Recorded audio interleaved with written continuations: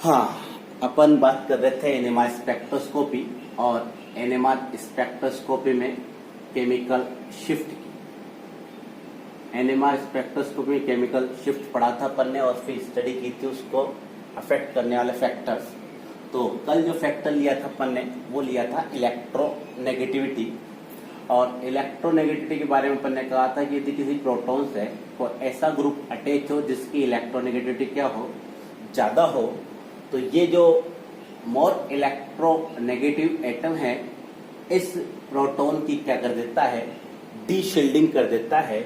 और D shielding होने के कारण जो सिग्नल है वो किस फील्ड में अपन को मिलते हैं, डाउन फील्ड में मिलते हैं। और डाउन फील्ड में जब ये मिलते हैं तो इनके लिए टो की जो वैल्यू होती है वो क्या होती है, हाई होती है। ये अपन ने पढ़ा था, ठीक है। आज दूसरा फैक्टर है अपने पास इंडक्टिव इफेक्ट। इंडक्टिव इफेक्ट कैसे अफेक्ट करता है केमिकल शिफ्ट को, वो आज अपन देखेंगे, ठीक है। तो इसके लिए एक एग्जांपल लेते हैं अपन। जैसे कहा जाता है कि इंडक्टिव इफेक्ट यदि होता है तो इंडक्टिव इफेक्ट होने से जो प्रोटॉन है उसकी क्या हो जाती है, शील्डिंग हो जाती है। और शील्डिंग होने के कारण जो सिग्नल है वो कहाँ मिलते हैं अपन को, अप फील्ड में मिलते हैं। यानी कि उनके लिए टो की वैल्यू क्या होती है, कम होती है, ठीक है। टो की वैल्यू क्या होती है, कम होती है। कैसे, जैसे अपने पास कोई एग्जांपल है CH3 CH2 Br, ठीक है। इसमें टू टाइप के प्रोटॉन है अपने पास, एक प्रोटॉन तो ये है और एक प्रोटॉन ये है। इस प्रोटॉन से मोर इलेक्ट्रोनेगेटिव एटम अटैच होगा, मोर इलेक्ट्रोनेगेटिव एटम अटैच है, इस कारण ये प्रोटॉनों की क्या कर देगा, डीशील्डिंग कर देगा। और डीशील्डिंग होने के कारण इस प्रोटॉन के सिंगल कहाँ मिलेंगे, डाउन फील्ड में मिलेंगे।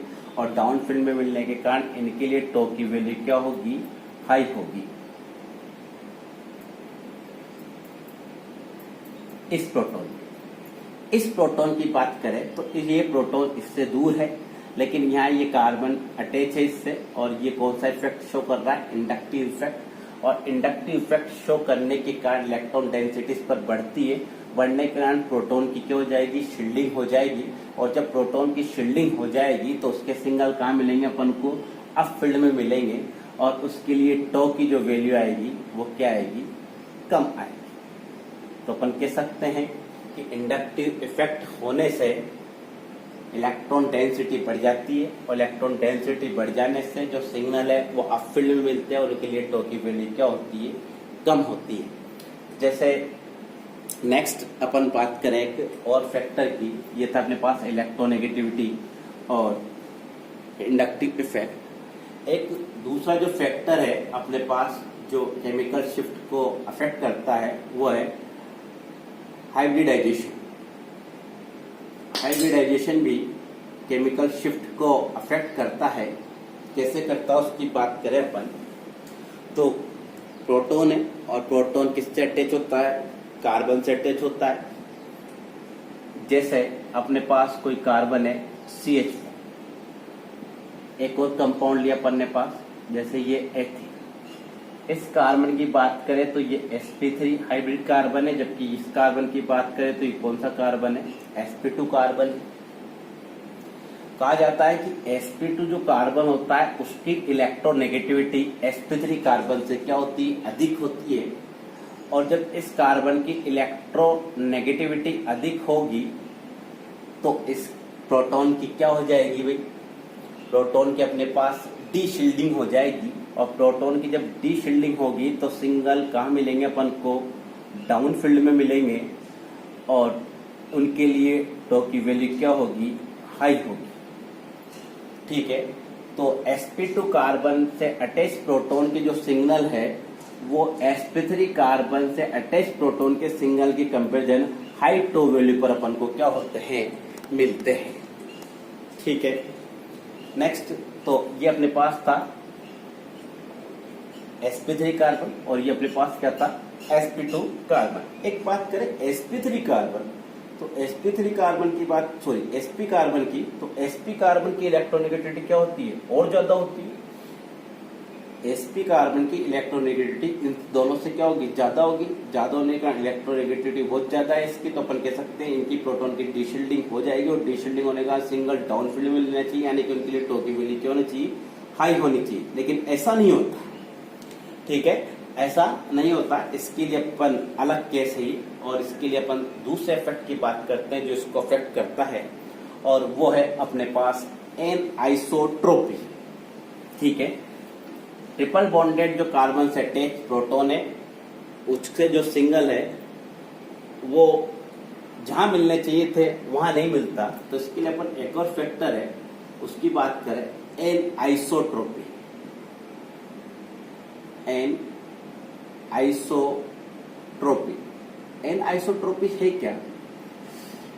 तो एन आइसोट्रोपी में अपन कहते हैं कि जब कभी भी डायरेक्शन चेंज और प्रॉपर्टी चेंज हो जाए तो वो अपने पास प्रॉपर्टीज कहलाती है एन आइसोट्रोपी। ठीक है, और एन आइसोट्रोपी जो शो करते हैं वो ज्यादातर कंपाउंड शो करते हैं जिनमें पाई इलेक्ट्रॉन हो, जिनमें क्या हो, पाई इलेक्ट्रॉन हो, वही एन आइसोट्रोपी इफेक्ट क्या करते हैं, शो करते हैं। तो इनमें डायरेक्शन चेंज होने से प्रॉपर्टीज भी क्या हो जाती है, चेंज हो जाती है। कैसे हो जाती है? कहा जाता है कि एनाइसोट्रोपी इफेक्ट जब भी होता है तो प्रोटॉन की शील्डिंग भी हो सकती है और प्रोटॉनों की डी शील्डिंग भी हो सकती है। ठीक है, शील्डिंग और डी शील्डिंग दोनों ही पॉसिबल है एनाइसोट्रोपी इफेक्ट में, पाई इलेक्ट्रॉन के रोटेशन के कारण दिशा पे ये चेंज करेगा। एक एग्जांपल की बात करें अपन एसिटिलीन की। ठीक है, एसिटिलीन है अपने पास, एसिटिलीन में ट्रिपल बॉन्ड है और ये जो ट्रिपल बॉन्ड है इसमें पाई इलेक्ट्रॉन है। जब अपन इस पर मैग्नेटिक फील्ड अप्लाई करते हैं तो इन पाई इलेक्ट्रॉन के सर्कुलेशन के कारण भी मैग्नेटिक फील्ड डेवलप होगा, और जो मैग्नेटिक फील्ड डेवलप होगा वो अपने पास कहलाएगा इंड्यूस मैग्नेटिक फील्ड। और ये जो इंड्यूस मैग्नेटिक फील्ड की जो डायरेक्शन है वो अप्लाइड मैग्नेटिक फील्ड के क्या होगी, अपोजिट होती है। ठीक है, बात कर रहे हैं अपन एसिटिलीन की। एसिटिलीन में ट्रिपल बॉन्ड है और ट्रिपल बॉन्ड में पाई इलेक्ट्रॉन है, और पाई इलेक्ट्रॉन के सर्कुलेशन के कारण में मैग्नेटिक फील्ड डेवलप होगा, और ये जो मैग्नेटिक फील्ड वो अप्लाइड फील्ड के क्या होगा, अपोजिट डायरेक्शन में होगा। जब ये अपोजिट डायरेक्शन में होगा तो इन प्रोटॉनों की क्या हो जाएगी, शील्डिंग हो जाएगी, और प्रोटॉनों की जब शील्डिंग हो जाएगी तो सिग्नल कहाँ मिलेंगे अपन को, अप फील्ड में, और उसके लिए टॉकी वैल्यू क्या होगी, कम होगी। ठीक है, एक्सपेक्टेशन के विपरीत अपन को रिजल्ट क्या मिलता है कि एसिटिलीन के जो प्रोटॉन है वो हाई टो वैल्यू पे नहीं मिलते बल्कि कम टो वैल्यू पर क्या होते हैं, मिलते हैं। उसका रीजन क्या है, एनाइसोट्रोपी इफेक्ट। ठीक है, बात करें डी शील्डिंग भी हो सकती है। जैसे अपन बात करें कि बेंजीन रिंग है, बेंजीन रिंग में पाई इलेक्ट्रॉन होते हैं, और इन पाई इलेक्ट्रॉन के सर्कुलेशन के कारण भी क्या होगा, इंड्यूस मैग्नेटिक फील्ड डेवलप होगा। कहा जाता है कि इन पाई इलेक्ट्रॉन के कारण जो इंड्यूस मैग्नेटिक फील्ड होता है वो अप्लाइड मैग्नेटिक फील्ड की डायरेक्शन में होता है। जब पाई इलेक्ट्रॉन के सर्कुलेशन के कारण induce magnetic field applied magnetic field की डायरेक्शन में होता है तो इन प्रोटॉनों की क्या हो जाती है, डी शील्डिंग हो जाती है, और डी शील्डिंग होने के कारण इनके जो सिग्नल है वो डाउन फील्ड में अपन को मिलते हैं, और उनके लिए टॉकी वैल्यू क्या होती है, हाई होती है। ठीक है, तो एनाइसोट्रोपी इफेक्ट भी केमिकल शिफ्ट को अफेक्ट करता है। इससे शील्डिंग भी हो सकती है, डी शील्डिंग भी हो सकती है। शील्डिंग जो होती है वो इथाइन या एसिटिलीन के प्रोटॉन में होती है, जबकि डी शील्डिंग जो होती है वो एरोमेटिक कंपाउंड में होती है, या फिर एल्डिहाइड में भी इस तरह की क्या होती है, डी शील्डिंग होती है, जिसके उसके जो प्रोटॉन के सिग्नल है वो हाई टो वैल्यू पर अपन को क्या होते हैं, मिलते हैं।